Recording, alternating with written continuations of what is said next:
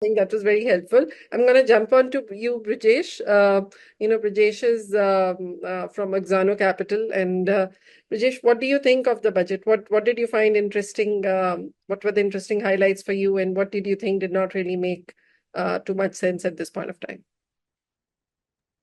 Yeah, so since we both handle, public markets and private markets, one particular note which we should take care is that the indexation benefits have been removed. So though the long-term capital gains has come down to the percentage it is, the removal of indexation can impact across right from stocks, bonds, and also real estate. So that is one thing.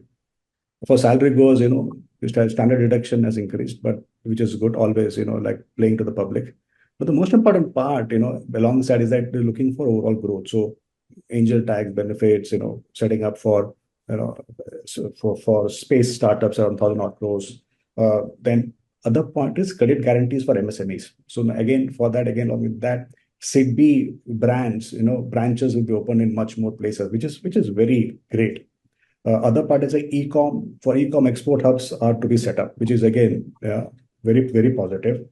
The most important part, one more part is equalization levy is being abolished. So all the e-com companies which used to, use that. So that is a very positive because that was a, pain all around in terms of compliance and also other important part, which, I think we missed out is that on the VCC, variable capital company. So for the aircraft. So India today needs more airports, which also means we need more aircraft. So that is a very positive sign.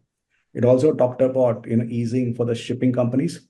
So be it now today, all three modes of transportation, the benefits are coming into play. But right, be it aircraft, be it shipping, and be it rail. So which is again, very positive if you look from a very long-term infra point of view. So again, energy security is one of the key points which was talked about, employment and skilling, which we had mentioned about urban development, which is again key.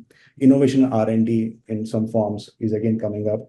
And agri focus, again, startups or vegetable supply chains, because that's the last mile where you lose a lot. That is again something which has been addressed about the fine print we have to look into. And again, the women-led development, schemes, what can come into it, because we need much more entrepreneurs from here in play.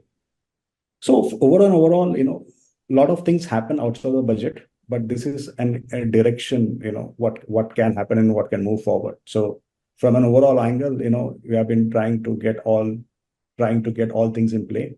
And in this cauldron, how things move, is important. But having said that, addressing infra, especially the communication, travel part and the communication part, is a very big positive. Sure. Yeah, I totally agree. And as a woman entrepreneur, I can completely imagine, for any kind of SOP that is offered for women empowerment always goes a long way.